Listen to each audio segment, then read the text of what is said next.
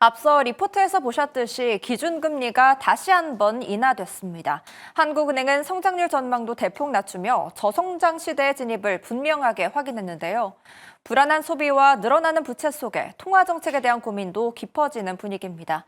오늘 발표된 금리와 경제 전망을 보도국 취재기자와 함께 다뤄보겠습니다. 현현수 기자, 어서 오십시오. 네, 안녕하세요. 네, 반갑습니다. 네, 시장과 전문가들이 예측했던 대로 오늘 한국은행은 금리를 인하했습니다. 이번 결정 어떻게 나왔는지 정리 한번 해주시죠. 네, 한국은행 금융통화위원회가 오늘 기준금리를 0.25%포인트 인하했습니다.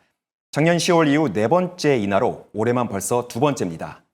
올해 들어서는 동결과 인하가 반복되는 모습인데요.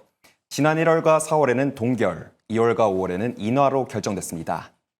금통위는 앞서 작년 10월부터 통화정책의 길을 완화 쪽으로 틀었습니다.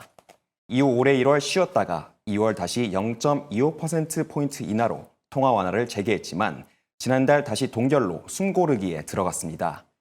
1,500원을 넘보는 원달러 환율 불안이 발목을 잡았습니다. 하지만 국내 경제가 소비, 건설 투자 등 내수 회복 지연과 수출 둔화로 부진한 흐름을 지속하면서 이번에는 인하를 결정한 것으로 보입니다. 네, 결국 국내 경기가 침체하면서 더 이상은 금리 인하를 늦출 수 없다는 판단 하에 인하 결정을 하게 된 걸로 정리할 수 있겠습니다. 그런데 금리 인하의 목적이 경기 부양이라면 결국 그만큼 소비가 얼어붙었다는 건데 최근 민간 소비 흐름 어떻게 많이 안 좋아졌을까요? 네, 민간 소비 흐름은 연휴 축소에도 불구하고 오히려 위축된 모습입니다. 통계청 나우캐스트에 따르면 5월 3일부터 9일까지 신용카드 사용액은 전년보다 12.7%, 전주보다 18.4% 줄었는데요. 1분기 민간 소비는 전분기보다 0.1% 줄며 성장 기여도는 사실상 제로를 기록했습니다. 정부도 내수 회복 지연과 수출 둔화로 인한 경기 하락 압력을 우려하고 있습니다. 이런 상황에서 한국은행은 올해 물가 상승률을 1.9%, 내년에는 1.8%로 전망했습니다. 이 낮은 수요 압력이 반영된 결과로 디플레이션 우려도 조심스럽게 제기되는 상황입니다. 네, 한국은행은 오늘 수정 경제 전망치도 내놨습니다. 이미 성장에 대한 시장의 우려가 큰 상황에서 한국은행도 성장 기대치를 낮춰 잡았는데 수정 경제 전망치 어떻게 나왔을까요? 한국은행이 올해 실질 국내 총생산 성장률 전망치를 1.5%에서 0.8%로 대폭 낮췄습니다. 2월 전망보다 0.7%포인트 하향 조정된 것으로 사실상 반토막 난 수준입니다.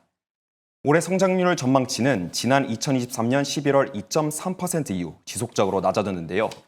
이번 한은의 전망치 0.8%는 OECD와 아시아개발은행, IMF의 예측보다도 낮은 수치입니다.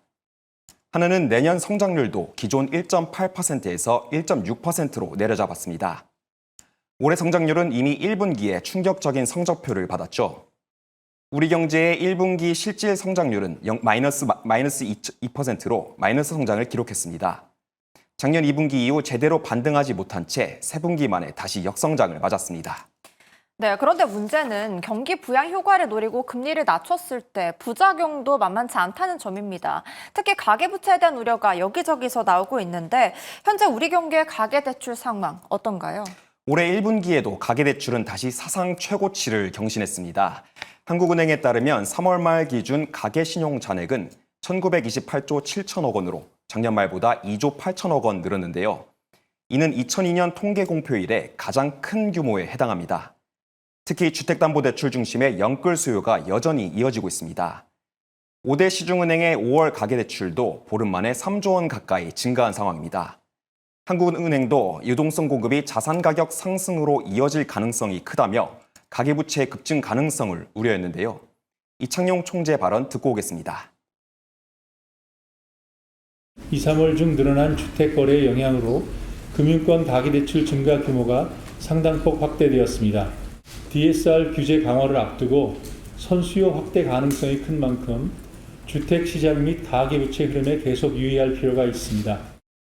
이어 금리 정책이 특정 지역 부동산 가격을 자극하는 쪽으로 작용할 정도로 유동성을 공급하는 문제에 대해 새 정부와 서로 공감하기를 바란다고 밝혔습니다. 네, 가계부채도 앞으로의 정책 결정에 큰 영향을 미칠 것으로 보이네요. 이런 가운데 한국은행이 앞으로의 통화 정책 전망에 대해서도 언급했는데 올해 정책은 어떤 흐름이 예상될까요? 네, 올해에는 금리 인하 기조가 이어질 것으로 보입니다. 이창용 총재도 인하 폭이 커질 것으로 전망했습니다. 앞으로의 통화정책 운영 방향에 대해서 말씀드리면 당초 예상보다 성장세가 크게 약화되었기 때문에 향후 금리 인하폭이 좀 더 커질 가능성이 있다고 보고 있습니다. 다만 금통위 내부적으로 염두에 둔 최종 금리 수준은 공개하지 않았는데요. 이 총재는 향후 금리 방향의 명확한 지침을 공개하면 오해 소지가 있다며 올해 몇 번 더 낮출지는 밝힐 수 없다고 말했습니다. 금통위 내 조건부 3개월 포워드 가이던스는 4대 2로 나뉘었습니다.